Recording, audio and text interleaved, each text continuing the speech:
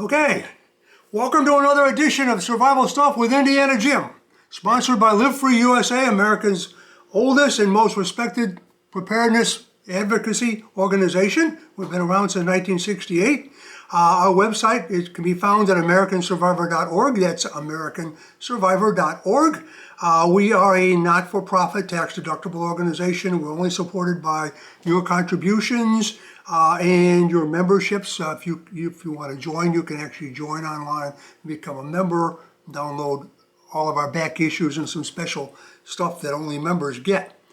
I thought today I would kind of clean out my junk drawer and talk about survival gadgets. If you've been in this as long as I have, which is over 50 years, well over 50 years, you accumulate a lot of gadgets, a lot of little survival items that aren't necessarily essential. A lot of my programs I talk about essentials and basic things that you must have. None of this stuff that I'm going to talk about today falls in that category. I guess the standard here would be, is it a potentially useful device? Under certain circumstances they are. They usually have multiple purposes. Usually are small, cheap, and easy to carry, and may or may not be practical, but better than nothing, BTN, in an emergency. So that's what makes them gadgets. Okay. Now, sometimes I write about these different gadgets and devices in the American Survivor newsletter, which you can subscribe to. I've also covered them rather extensively in my most recent book, The Ultimate Book of Survival Gear from Skyhorse Publishing. It's also, you can also get it on Amazon. I have 36 categories of survival stuff in this book. In fact, the original title was going to be Survival Stuff, but the publisher didn't like that. So anyhow, I got 36 categories, and I bring it all together in your survival packs and escape packs and emergency survival kits and evacuation packs and home survival equipment. But anyhow, in there I also cover one chapter sort of on stuff, odds and ends and items, escape devices and little gadgets that I found through the years.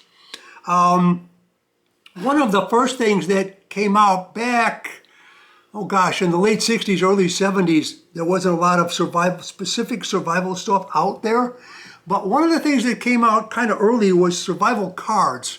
Now, when you go to Google and you Google survival cards, what you're going to get is survival information cards, which is cool too. By the way, these are like, none of us can remember all the survival information that we want. So this isn't a bad idea to have in your pack.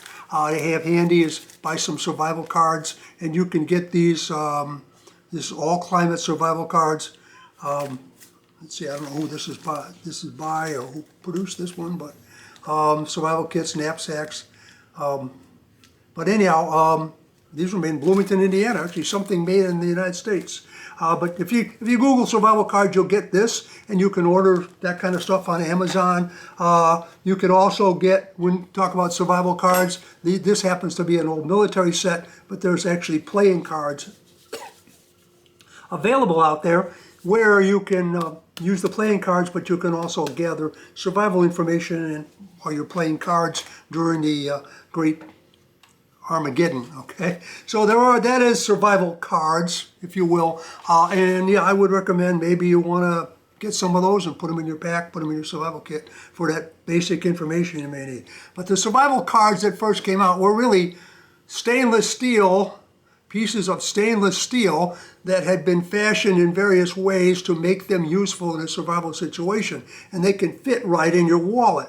Now, this isn't going to get through the TSA, okay? Put this in your wallet, there's going to be a problem. But if you get wanded, like, sometimes I get wanded going into events and stuff, they tell me to put my wallet and stuff and take it out, hold it in my hand, and then they scan me. And by the way, I've been the guy that scans people too. We know the wallet because you got credit cards and stuff, it's going to set off the device. So we're looking more for guns and big knives and stuff. So this would be in your wallet, and it's probably not going to, they're not going to going to catch that you got this piece of metal. But anyhow, this one's, as you can see, it's got a saw blade on it. It's got a knife blade. It's got a bottle opener, various types of wrenches, various types of devices. The original one, which I haven't been able to find lately, actually had a hole here. You could hang it, and it was magnetized, so you could actually use it as kind of a primitive compass. But now these cost maybe $15, $20, and you can get them on Amazon, and you can get them at survival supply stores. This is another nice one that I have here. By the way, they have a mirror. They're always polished, so you've got a reflective mirror. This has a couple of other devices on it. Again, it's got a couple of blades, bottle opener, saw blade, kind of handy. I'll show you that one. You see, that one has got a. They're both made of stainless steel. They're all made in Japan, apparently. Let's see, this one here. With the light the way it is, I can't really read what that is. This one here was one I've had for a long time. It's a little more complicated. It's got a sharpening stone back here. It's got a pair of scissors that folds out. It's definitely thicker. It's got an actual knife that folds out of it. Got a ruler here. Again, mirror function that you can use for signaling. Magnifying glass, bottle opener, a couple of other things built into it. And you may find these out there too. This was also made in Japan. This is, it says Hofritz on it. I don't know what that really means. Like I said, I've had it for a long time, but apparently Hofritz, but it was made in Japan. So survival cards, both the information cards and the wallet cards, kind of handy. They also make a kind of a non-metallic card for, that you can get through the airport. But that's definitely considered a survival gadget. Also, Ready Man. Let's see, that would be at ReadyManTool.com. ReadyMan makes a whole variety of survival cards that are basically punched out stainless steel. I think they're stainless steel cards. This one happens to be lock picks. We'll talk a little more about lock picks in a minute as gadgets. But anyhow, you can separate all these out, and you've got lock picks, and you've got a little bit of a saw here for an escape device, along with the ability to pick various locks and get yourself into or out of different kinds of situations. They also have a wilderness survival card like that, which has arrowheads and various other devices for wilderness survival. Fisherman's with fishing tools and hooks on it. Medical survival has some tweezers and other kinds of things you could use in a medical emergency. All these kind of little survival kits. www.readymantools.com is where you would go to get these, and they have all, and I'll be looking at some of those others. Their escape devices, for instance, their fishing kit. These things cost about $21, if I'm not mistaken, about $21 a piece. But they really, they can back up, even in your pack. They give you some extra goodies, some extra gadgets that you can use in an emergency. So let's talk for a minute about, since we talked about ReadyMan lockpicks, we'll talk a little bit about lockpicks. Now, in a couple of my articles and in one of my books, I mentioned, probably one of the few people that mentioned this, the ability to pick locks or break into things might be a critical survival skill. You're going down the street and there's that, access to supplies that you need under survival conditions, under really worst case scenarios. Breaking into a house to get warmth and get food is justifiable. I'm not telling you to do this on an everyday basis or to be looting, but okay, it's life or death for you or other people. Our fire department, we had a flood here, and they had a whole moral problem of breaking into a gas station across the street, which had all kinds of food in it that was about to be flooded out, and they had all kinds of people they just pulled out of a nursing home that needed food. Could they break into there and get that food? I don't remember how they settled that, but it's a moral dilemma a little bit, but it really shouldn't. It's a survival priority. So you may have to, learning to pick locks and things can be a critical, useful survival skill. So I wanted to talk about some of those things. And one of the things here is a set of lock picks. And you can get these at budk.com, budk.com. You can get a set of lock picks like this and learn how to pick locks. They also will provide you with an actual lock. There it is. They'll actually provide you with a lock picking training kit, which has a lock where you can actually see the tumblers and you can see the pins and the tumblers, and you can practice on this lock with the lock picks to hone your skills. And it takes a while to get good at this, how to pick a padlock with this kit. So you can sit there watching TV at night or whatever and be learning to pick locks, and it's a survival skill you could use. They also sell, and again, this is a budk.com. They sell a practice a handcuff escape training tool, which is the handcuff itself, one handcuff, and they tell you the various tools and the instructions on how to get out of handcuffs. And we'll talk about some escape devices in a little while about handcuffs and how to get out of them. And some of these tools also have a sharpened blade to cut, restraints, rope, and various restraining things that might be around your wrist, like duct tape, for instance. So they have a number of things like that. You can also, if you want to get real fancy, you can get a lock-picking gun, which basically you insert this into the lock and you click it, and you can make adjustments here. And again, it takes practice. It doesn't just click, oh, it's open. No, it takes a little work. But this is a device to spring locks, and so you may want to have this in your pack. You may want to keep something like this handy if you don't want to spend a lot of time learning how to pick locks manually. They also have a set of bump keys that you can buy. Bump keys are where you put the key in, you get proper key into the lock, and usually you put a little rubber band or a rubber washer around here and you bump it. And you bump it, and lots of times it will hit the pins and jar the lock open. Again, takes practice. So if you get these things, don't just stick them in your pocket and think, I can get in anywhere. It takes practice. It takes a little work to learn how to use bump keys and master keys. So there's bump keys, then you can get various master keys, and with these, actually these are the bump keys. You can actually get these again. You get those at budk.com. Might be something that you might want to add to your survival supplies. Also, on the various survival catalogs, you find bandanas. Now, I've often advocated bandanas because you can make a bandage, you can cover your face, you can make, you can stop bleeding, you can make a tourniquet. I carry a bandana. I consider it an everyday carry item. But they also make some bandanas that have critical medical information on them. They make bandanas that have critical survival information on them. So why not have, if you're going to carry them, why not have something like this? I don't know what the exact source for this one is, but again, we have Google, so we can look this stuff up and order it online fairly conveniently. Sometimes you can find this stuff at places like Cabela's. Little gadget that I picked up.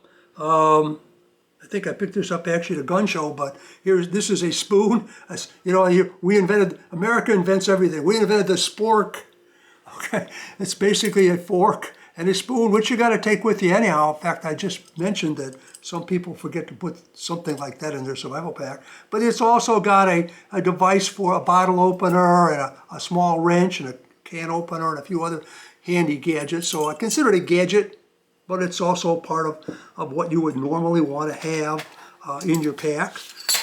So that's important. Now, ultimate gadget here. This is at $40 for a lighter, okay? It's a laser-powered lighter. Now, this is really quite something. If you hold it up real close here, you can see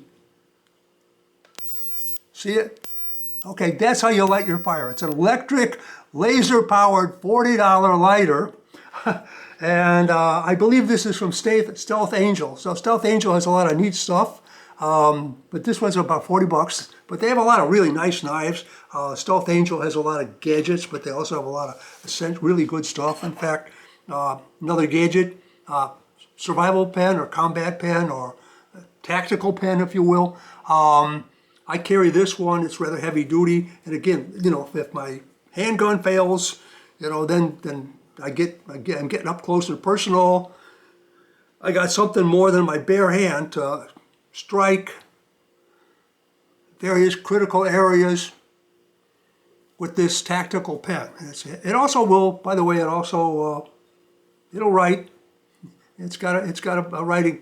It's a writing pen, but it's really heavy duty. So you can get these. Stealth Angel specializes in that. In fact, Stealth Angel actually has a kit it has a small flashlight, fire starter, tactical pen, number of other items. They call it an everyday carry kit for $19.95. Might want to look into that. Other tactical pens. I've had this one for a long time. This is a tactical pen that you can see it folds out that way. And then this way, and you see you've got a knife, a pretty nasty little knife. You can find these online. I've had this for so long. Excuse me for being an old guy, but I've got stuff that I bought 30, 40 years ago. I don't remember where the hell I got them at this point. But nevertheless, these are still out there. They're available. Nice steel pen, sort of tough and could be used for a tactical pen, but it folds into a really nice knife. And then finally, as a tactical pen, this is a titanium pen.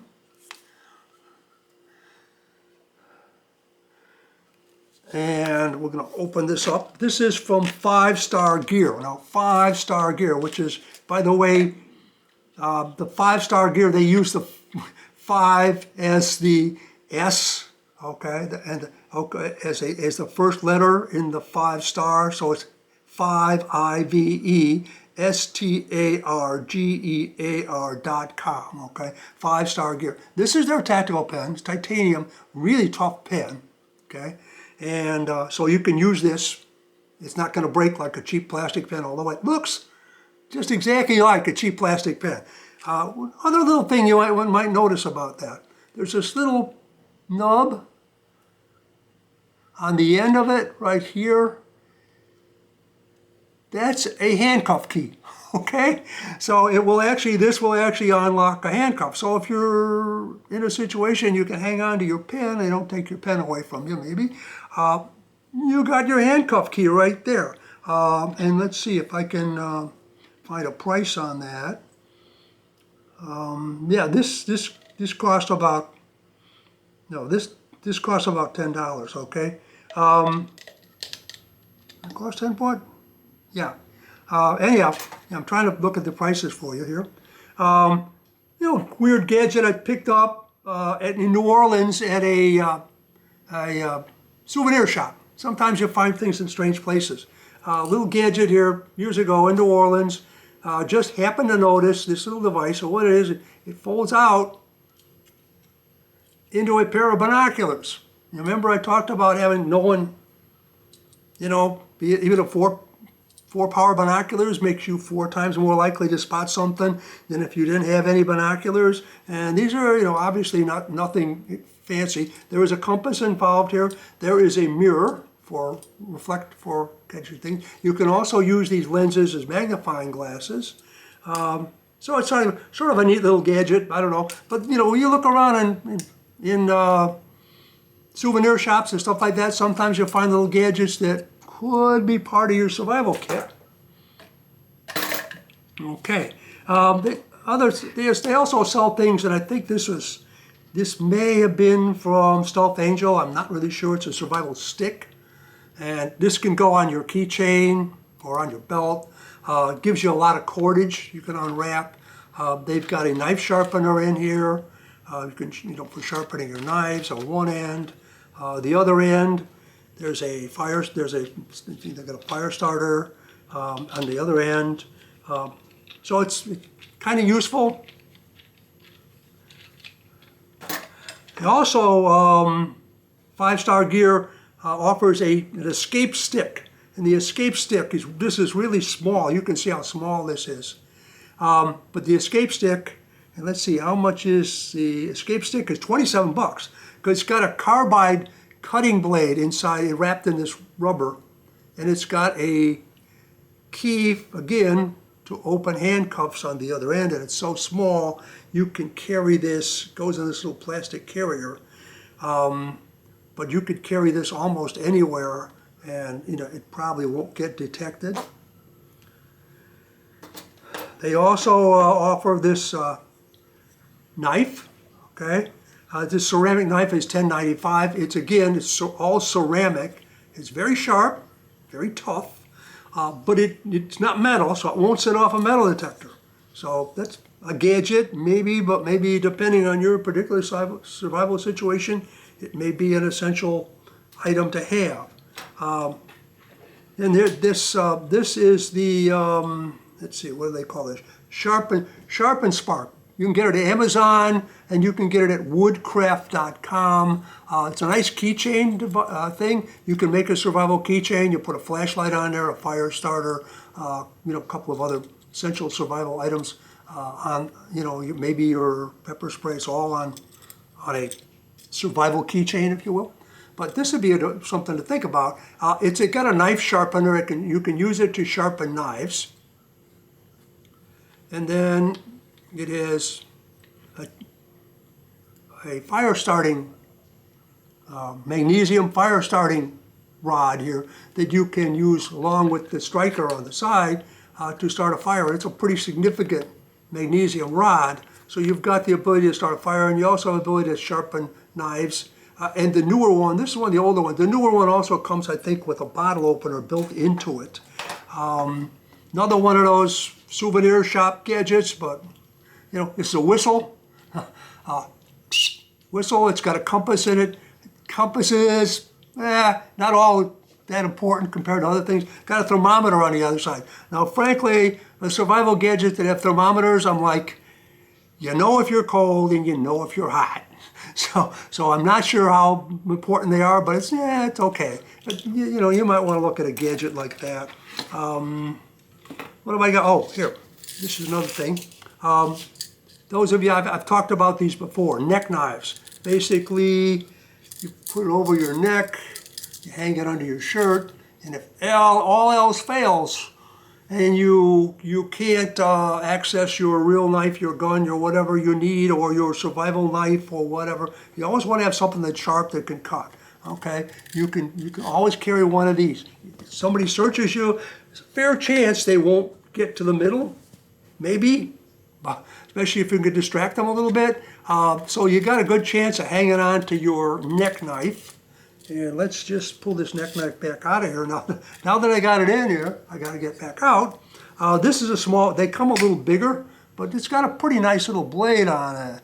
And again, it's not a survival knife, but it's way better than nothing for defense and for survival purposes, for cutting things, cutting yourself loose from restraints or whatever whatever situation you may be in. A neck knife is not a bad gadget to have. Okay, so moving right along here. Last thing I want to bring up and show you, and this costs. I know I wanted to do some nice stuff for my book, so I really went whole hog and put some money into some things that I probably don't need, but I thought they were pretty cool, and I think it was about 40 bucks. But anyhow, here's two 50-cent pieces. And they made this, they said they made this for the CIA. This was also from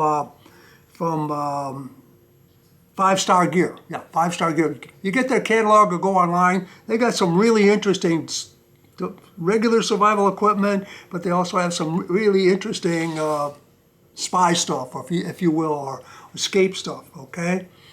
So anyhow, here's two 50-cent pieces, but there's a difference between these two, okay? This one opens up and has a blade inside, a razor blade inside of it. And you got to just open that up, and then there's a razor blade. I don't know if you can see that well. You see that little razor blade sticking up out of there? So you have something to cut restraints, those kind, you know, and escape as escape device and so on. They actually must have taken a long time to make a slit in this coin, in a coin like that.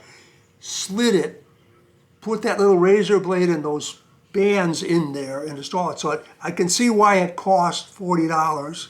I got to be careful I don't actually spend this. I keep it with my gadget supplies. So anyhow, that's just my little introduction to survival gadgets. If any of you out there have a gadget that you think is really neat, let me know about it. You can email me at survivorjj@aol.com. That's survivorjj@aol.com. And I'd love to feature these devices. If you don't want to send me a free one, just send me tell me where to get those devices, or tell me a story about where you got it and send me a photograph. I'd love to continue a survival gadgets part of our little program. But anyhow, for now, till next time, this is Indiana Jim for Life and Freedom. Stay cool out there and be safe. Thank you.